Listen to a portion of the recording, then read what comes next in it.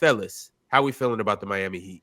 This Miami Heat team, it's one of those things that I was asking the age-old question with them. You being as good a team defensively as you are, why don't you play faster? And that seems to have gotten remedied this year. They're number one in the league in points.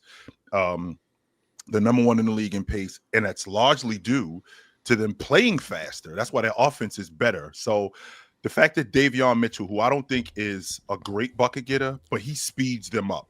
Like when the ball goes through the rim, he's getting the ball out, he's gone with it. Jaime Jaquez is another one who, when the ball goes through the rim or the ball comes off the glass, he's going with it. And they're going with it with a purpose, Ron. They're not just a team that's just playing fast and they're out of control. Jaime Jaquez is getting downhill and he's getting to the basket. Same thing with Davion Mitchell. I love the fact that Norman Powell, being the shooter that he is, I love the fact that he's playing within this offense. You have so much more confidence as a player when you know for a fact that the guys in the offense are looking for you. And when they play as fast as they do, I watch Norman Powell. He's sprinting down the floor, getting to his spots where he can get open, and he's getting quick hits. And that really works for this offense. And what else works for this offense is the fact that they rebound the way that they do. Khalil Ware definitely needed Bam to get back in the lineup, because him getting back in the lineup, I mean, they had a time last night with yesterday afternoon, with Philly. Andre Drummond is one of the best rebounders in NBA history. Yes, he did have 23 rebounds. And, dealing with a guy like that is really difficult. But I felt like Khalil Ware, he did everything that he could, and Bam, they did everything that they could to deal with him and speed the game up. And I thought that they did a good job last night in keeping Philly at bay. So I'm loving what I'm seeing from this team. I think they got 7 guys, if I'm not mistaken, Swiper. You can correct me on that. I think they got 6 or 7 guys that's in double figures. They got a really good team, yo. And the fact that they play fast, I think that really helps. Yes, 6 or 7, something like that, Moss. Something like that. The Miami Heat right now, they are the number 4 seed out east. They're on a 4-game winning streak. 7-3 in their last 10 games and 11-6 right now in totality. They're 7-1 at home. Good basketball team. Play in the NBA. Good offense. Pass ball well. Shoot ball well. Score ball well. Good hoops. Shout out to the Miami Heat. Shout out to Norman Powell. 25 points a game right now. Great player. Bucket getter. He's the kind of guy that you can build your perimeter offense around. Good scorer.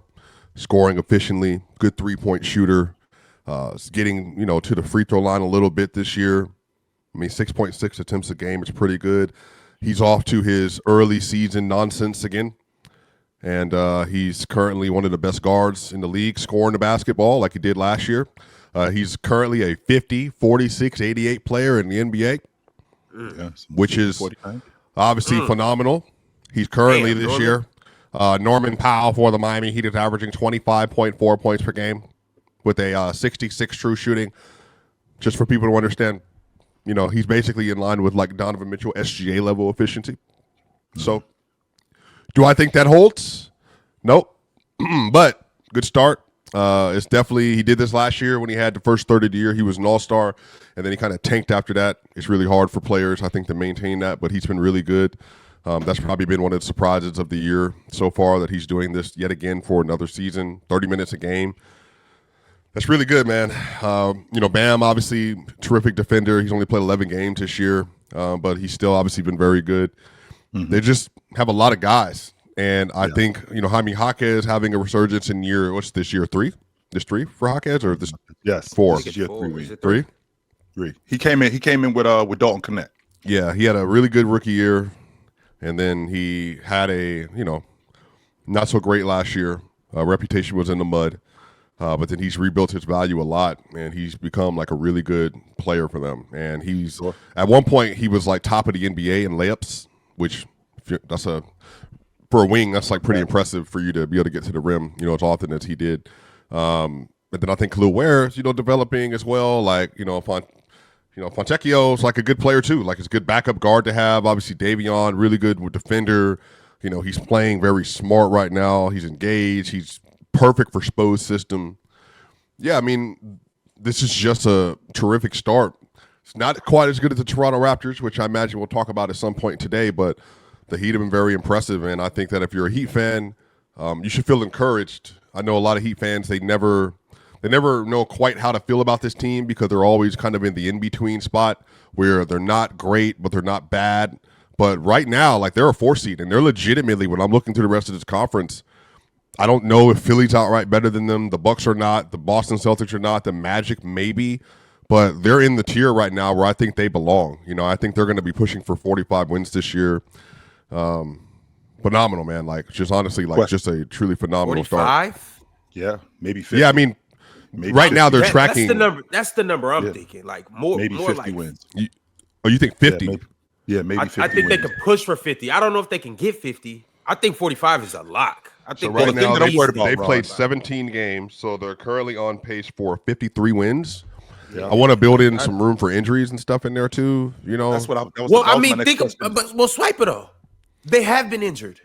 not for real though. They've been injured, but not like losing Bam. Their best, That was a yeah. big But deal. three games though. 3 games. their best player hasn't played. I know, but I think that Arguably, Mars. Arguably, Which I was about their to get best to. player. I wanted If to ask anybody that came up here and said Tyler Herro's their best player, I'm not going to push back. I'm not going to fight him. I am. Yeah, I mean, do you think they're going to be? I think the problem is the field in the East is not great, but I will say at this point they have 6 teams, 7, maybe 8, 7 to 6 teams that are legitimately like they're real playoff teams. And I think the Bulls, the Knicks, the Hawks, the Heat, the Cavs, the Raptors, and Detroit, and then you got the 76ers and you got the Magic. That's 9. So then you imagine if those teams get healthier as the year goes on, you know, are they going to take away some of those wins from them? You know. We'll see, because I think they're on level with the other teams that are on the board and kind of in the same area with them. So I think 53 will be a lot. You know what I mean? Like you have to have a lot go right to win 53 games. Mars, I just trust their infrastructure and their playing style more than anything. Like if they're playing defense to the level that they're playing defense at, and they're just outrunning everybody, I trust that game plan a lot more than these other teams where it's like, what are you really doing over there? But on top of that, I trust Eric Spoelstra more than I trust any other coach out east. So it's like a combination of those things with their best player, arguably, not playing yet. I mean, they're starting Larson. So it's like you take Larson out, you put Tyler Herro in, how much better does the offense flow? How much better do they look in transition? No, they're not. He started last night. He started last night, but they're not starting him. Their lineup is Mitchell. Their lineup is Mitchell, Powell, Wiggins, Bam, Ware, which I was going to ask Mars. I was going to ask Mars because Mars, I care about the things that make you great. Davion Mitchell, for example, great point of attack defender. In addition to him being a great point of attack defender, he speeds this Miami Heat up. He speeds this Miami team up with his transition offense. When we get Tyler Herro back, somebody got to go to the bench, and it's clearly going to affect this Miami Heat team both on offense and defense. So who is that guy? Davion, probably. If I had to guess, I don't know, but yeah, if I was to guess, I would say it's Davion, but I don't know. Maybe he just goes super small and tries to keep the pace, or I don't know. Davion would be my guess though, and does that hurt them? Maybe, I don't know. It's hard to see how Tyler Herro. Okay, that's the wrong words. I'm gonna be interested to see how Tyler Herro fits into all of this. Very interesting. In a bad way, in because it sounds like what they got going on, Mars, it's really good. And to bring Tyler Herro into this, he might be a bit of a thorn in the side because they got something really good going on off the strength of him defensively. Well, defensively, yeah, he's not good, but it's offensively too. But this is the thing. I didn't foresee Miami changing the way they've played over the last 5 years this drastically. So everything they've done this season has been like a surprise to me. Sure. But so me questioning how Tyler Herro fits into this is based on everything I saw from Tyler Herro last year. But based on that same logic, Miami wouldn't be as good as they are right now. So maybe Tyler Herro can adjust. I just view him as a heavy pick and roll player, and Miami don't run pick and roll. So I'm curious to see how he fits into all of this. But maybe he adjusts his game, and maybe he is comfortable playing in this isolation ball movement heavy offense. I don't know, but that's why it's interesting to me because it's like it's unknown. It's going to be a mystery, and I'm excited. I think that's more to his game. To be honest with you, Mars, when I watch Tyler Herro, I think that's more of his game. I think that he had to get acclimated to playing pick and roll, playing pick and dive. I think that playing fast, playing more isolation, I think he wants to play like that. The problem that I'm having with him being on the floor is Miami again, with their point of attack defense, with their perimeter defense, because they seem to be really connected on defense. And that's largely due to Davion Mitchell on the perimeter. Now, when you bring Tyler Herro in, who's a very score-heavy guard, and he's definitely a score-oriented guard. And in terms of being a defender, you need guys to protect him. Well, now that their defense is going to suffer, I mean, how much does that hurt the Miami Heat is what I'm thinking about. They have the best half-court defense in the NBA, and that includes OKC. So that says like how good they've been. And I'm assuming Tyler Herro disrupts that somewhat. But if he can be just competent within their scheme, they're probably going to have to put two on the ball with him. But if you can keep him away from the action, if you can start trying to be a defensive playmaker, getting the passing lanes, they should be able to still be really, really good. I doubt you go from like the best half-court defense to like mid just with Tyler Herro. If he's that detrimental on defense, then at that point I'd probably just trade him. But I just don't think that's the case. So they should be all right. I don't think adding Tyler Herro should make your team worse. I just think there might be an adjustment period. And maybe they do drop 3 of their next 6 or something. And then obviously it will be Tyler Herro makes them worse. But I think you just gotta like give these things time to play out, like kind of like Orlando. Like they started off slow, but now they're rolling. And everyone was like writing their obituary after 5 games. So it's like some things need time. So I wouldn't expect like if Tyler fits in seamlessly, then credit to him and credit to the Heat. But if he doesn't, it doesn't mean that it's never going to work. So I'd like to see Bam finish around the basket a little bit more. And I know that you've been hearing this from me for years about Bam. And yes, okay, guys, I'm starting to come around that this just may be who Bam is. And that's fine. You know what? If he's a 20-9 guy, if he's a 19-10 guy, and then some nights I'm going to get 25-12, some nights I'm going to get 30-8, but ultimately elite defense. If this is who he is, then this is the way our team is going to be acclimated. This is the way our team is going to play. It's going to be acclimated to how he plays, and he speeds them up. He's one of the he is their best defender. He's one of their best rebounders, and I like that about him. I'd like to see him finish better around the rim. I saw him yesterday afternoon, where he had some bunnies, where he gave up right around the rim. I'm thinking, you got to finish that. However, I mean, I still think their frontline defense, I think it's been really good. And I think that that's one of the main reasons why they are as good as they are. Yeah. I want to give a lot of people just praise and a shout out on this Miami Heat team. Yep. We mentioned Khalil Ware a little bit, but dude's a monster. 20 points, 16 rebounds. Him and Bam have showed that they really can play together, or you could play any of them individually, just at the 5. I just like that. I like that duo between these two bigs. But the person I got to give the most credit to, shout out to Jordan, because he made a video about him apologizing. But man, the leap that Jaime Jaquez has taken, I think that is what's doing his team the most wonders and the most justice. Yeah. I'm watching this dude play yesterday, and he's getting whatever he wanted in the mid-range. And this is the Jaime that I remember watching at UCLA. If you remember Jaime at UCLA, his mid-range, his back to the basket game and his mid-range game was phenomenal. And it looks like he's starting to get back to that. He's starting to get comfortable at the pro level, putting these bigger guys or longer defenders or better defenders just in the torture chamber, getting to that mid-range and really just dropping guys off. So, man, hey, big shout out to Jaime. I know that, all 15 and all 20 isn't the same, because I'm getting 15 and 15 from Ware.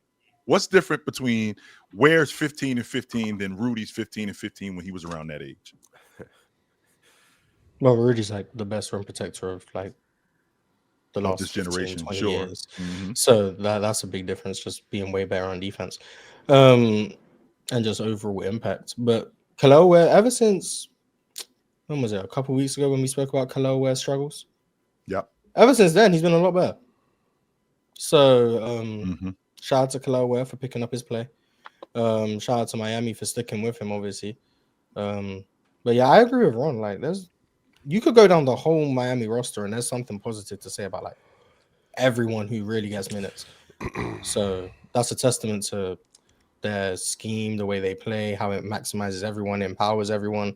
I think the best like representation of like how empowered everyone on the roster is like, it's gonna sound weird, but like look at their turnover numbers. And what I mean by that is they're first in the league in assists, but they're not doing it with like one guy who dominates the ball and gets all the assists.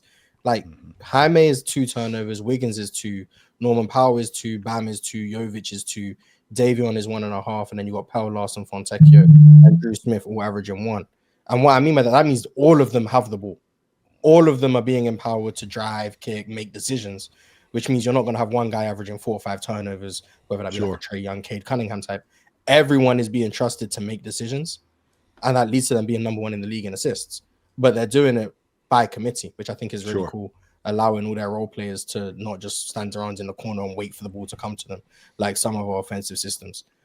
So like that's what I like about Miami is everyone's a threat at all times, and they make everyone a threat, which means you can't sleep. You have to guard someone. Even if someone's not the greatest offensive player, they're going to put the ball in their hands. They're going to be trusted to drive, get into the teeth of the defense, kick out, all of that stuff.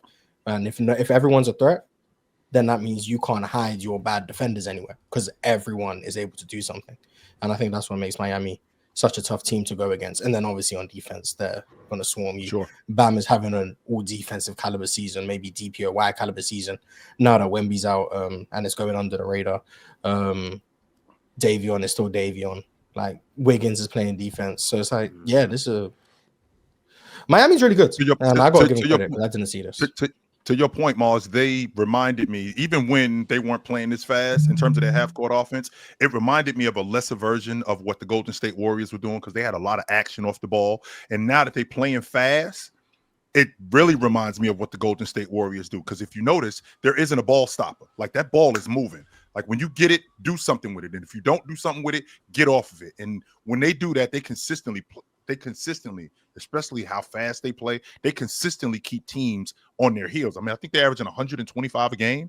I mean, I don't ever remember a Miami Heat team averaging these many points. And that was when Wade was playing and when James was playing. I don't ever remember them averaging these many points. So when you don't have ball stoppers and you got guys, that's why Norman Powell is doing what he's doing in this offense. Because when you don't have ball stoppers and the ball is hopping, you got guys who can get to their spots quicker because they know that the ball is coming to them. With the ball coming to them, I think that they're way more prepared to make plays. And I think that this Miami Heat team, with the offense that they run, I think that they can continue to do it. I just worry about when Tyler Herro gets back in the lineup, how this is going to affect their defense. I think they'll be fine. I think the NBA is the more ball handlers you have, the better. I think that's the key to success in the league, and they'll have an additional ball handler. So they're already scoring super well. Swiper, are we moving away from the bomb squads and more into the unit and guys who just are better at what they do and getting those guys more involved? I mean, I feel like we've always been there. I just don't think that we've always had iterations of teams like the Heat in every era. They just, offense or defense. We had the grit and grind Memphis Grizzlies while the Heat were doing what they were doing and the Spurs were doing what they were doing. You had the Houston Rockets while the Warriors and Cleveland were doing what they were doing. There's always good teams, even those Clipper teams. Sure. They played differently than anybody in the league. For 2012 to whenever Chris Paul was there during his prime. Mm-hmm. I think you always have teams that find an identity and they always find a way to be successful. But the issue is in every era, not unfortunately, but you got the Bulls, you got the Lakers, you got the Spurs, the Mavericks had their window, and they had the Warriors, and then you have the Heat, obviously. Then you had the Warriors again, and then now you've kind of gotten a split between a lot of teams, but now OKC's at a place where they're kind of like, they kind of have the perfect mix of elite talent, high-level draft picks, and then they do something better than anybody else does, and they play swarm defense, and I think for them, that's why they are where they are in the league right now. I just think the Heat, they're going to be a good team this year, but in terms of like a situation that allows for them to be any better than being a contending playoff team, there is no reality that exists for them to get outside of that prism. But that is just more so about you always have teams that are like kind of upper tier level teams and then a bunch of good teams. And I think that the Heat are a good team. I think the Raptors are a good team, but it's just I think Spo deserves a lot of credit. He's been getting criticized by the Miami fans for years for their offense. For years. I forgot they were years trying to push him out. Mhm. I forgot that. Yes, they I were. forgot Eric Spoelstra needed to be on his way out. Mhm. Hey, real talk. I do want to hear from you. Chill. I just want to answer one of your questions, though. You asked a question and it kind of just got swept under the rug. The difference between Khalil, well, Mars answered it. He answered it defensively. But the biggest difference between those two, yes, it's a huge difference defensively, but it's really offensively. Like Khalil Ware is just miles more skilled than Rudy Gobert. He can shoot the three. He can even touch a little mid-range shot. He went 2 for 2 from three last night. He's a lob threat just like Rudy, but he's just more mobile than Rudy. He can control the ball. He finishes, actually. You can give him the ball in the post and expect the outcome. He's just like a competent offensive player compared to Rudy Gobert, where it's like, damn, bro, you're hurting us on offense. But that's the difference. Real talk. Talk to us about the Miami Heat. Do you have positive things to say about them? Yeah, really like, the new innovative offense that they're running down there in Miami. Eric Spoelstra has those guys playing some good basketball on the offensive end, speeding up the pace, creating isolation in space without using pick and roll. It's fun to watch. They're a cool team, cool little playoff team. I agree with a lot of what Swiper just said. They do have a ceiling, like a clear ceiling to their team because of the What is that ceiling, real talk? What is that ceiling? Maybe win around in playoffs, maybe. Like, I don't even think that they're one of the better Eastern Conference teams, let alone teams in the league. Like, the Pistons are better than them. The Knicks are better than them. The Cavs are Atlanta better than them? You said Atlanta? You think Atlanta's better than them? This Atlanta? I like this Atlanta personally. That would be a great Well, we matchup. got to see them with Trey. No. I'm good. Did y'all see That dude's Jalen out on Johnson? Trey Young. That shit crazy. Did y'all see Jalen Trey's Johnson? gonna be back, so. I agree with you, Mars. I agree. I'm sorry, real talk. You mean Magic Johnson? 24, 8, and 9 or something like that. Mm-hmm. A lot in transition, a lot of that in that mid post, but whatever. Yeah, Miami's pretty good. Clear ceiling to their team because of the upper echelon talent or lack thereof. But yeah, they're a cool team. They can win around in the playoff series, and I actually pretty sure I would choose Atlanta in a series too, maybe potentially. Yeah, Sleepy, untold of story right now. Nikhil's averaging 19 a game this year, and on pretty good splits, by the way. So to your point, Ron, and you could have had him for 2 second-round picks a couple years ago, Mars. Wouldn't you believe it? All you got to do is ask the Jazz for misunderstanding when the 2 seconds. That's it. None. There's no misunderstanding when the How does a 6'6" combo guard that was already a very good defender, Mars, just fly under the radar in the NBA? This makes no sense. And now he looks phenomenal for the Hawks, by the way. So, Chill, he's everything. You should be a bigger fan of Nah, because for as much as you think you love defense and on-ball defense. Oh, I do like him. Special. I like him a lot. Yeah. Special player. But my question to Ron is my question to Ron, because we just got finished talking about Eric Spoelstra and him being on the hot seat. Over the last, let's just say 5 years, since they went to the finals in 2020 when they were in the bubble, over these last 5, I'm sorry. They went to the finals 2 years ago. Yeah, so I'm talking about since they went to the final the first time. So up until this point, has Eric Spoelstra done a bad coaching job? No. I think so. No. Why is he on the hot seat? No, it's not that. He wasn't on the hot seat with Pat Riley. You just the fans were mad. Fans didn't like their offense. Yeah, that's it. It wasn't Pat Riley that said that. It was fans. That's it. It was only fans. Fans are complaining about anything. I don't know if there's fans who like that coaches.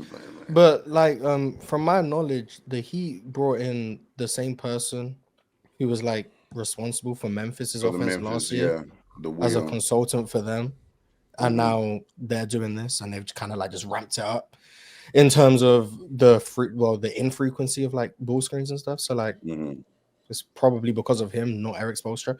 But Eric Spoelstra probably listened to him. So shout out to him. But it's probably his ideology that they're actually following. So if you want to give anyone credit for the Heat offense, it would probably be him. But I don't know. So last year, Memphis had led the as far as the past decade or so. Who playing chill? That had to be Gio. That wasn't me. Ain't nothing going on in here. I'm Who listening. was that? Raise your hand. Raise your hand. Wasn't me. What's your? I don't even know what you That guys. had, Me that neither. had to be smart. But sorry. that was Ron there. My fault, y'all. I should have blamed the obvious one. Right here. But Mars, because Thinking Basketball just came out with a video about the Heat. And I think he referenced like Memphis last year were setting the least amount of ball screens per 100 possessions in like the past decade or so. And now it's Miami, and I think Memphis was at like a 24 to 30 ball screens per 100 possessions, and Miami's Miami's at at like 10. 12. Yeah. So they don't. they're not running ball screens at all, and the concept is to just not bring 2 extra players into the ball handler space and just create as much space for these dribble drives and these one-on-one games as possible. So shout out to Expulsor. He's made Memphis are back up above 70 by the way this season. So very interesting. Very John Morant ball. Yeah, hopefully that works out for him. Yeah. Shout out to John Morant. Cool. Yeah. So the guy that was in Memphis, so the guy that was in Miami, I want to make sure I'm following you guys. So the guy that was in Miami, he's now in Memphis. The guy that was in Memphis is now in Miami. Yeah, okay, so the guy that all right. Now I'm following you guys. I had that back. Yeah. All right, I got you. Yeah. I'm following you guys. Yeah, and once again, I want to give the Miami Heat credit because I think they have simplified the game of basketball. Ox comes up here all the time and he says we overthink basketball. Basketball is a simple game, and I agree with them. The Miami Heat have dumbed down the game, for lack of better terms, dumbed down the game to we're going to get stops and run. And it's like, if you look at their roster, which a lot of people did before the season, you would say they don't have the most talented roster. But when you break the game down to, I'm gonna prevent you from scoring as much as possible to the extent of being the best half-court defense in the league, and we're gonna just get out and get good shots in transition. We're gonna get out and get layups. Everybody's gonna run. We're gonna get transition threes. We're gonna swing the ball a couple times and get layups. Like, that is basketball at its purest and finest form. And the Miami Heat have shown with a guy like Norman Powell, with a guy like Jaime, with two competent bigs, Bam and Khalil Ware, we can get out and do that with shooters, Fontecchio, with Aaron Wiggins, one of the most athletic players in the NBA. Andrew, we can make it happen. We don't need to do all this complex stuff. We're gonna get stops and we're gonna run. So I just have to give them their credit for not only their guys executing, but for the coaching staff realizing that, hey, we don't have to do all this extra stuff.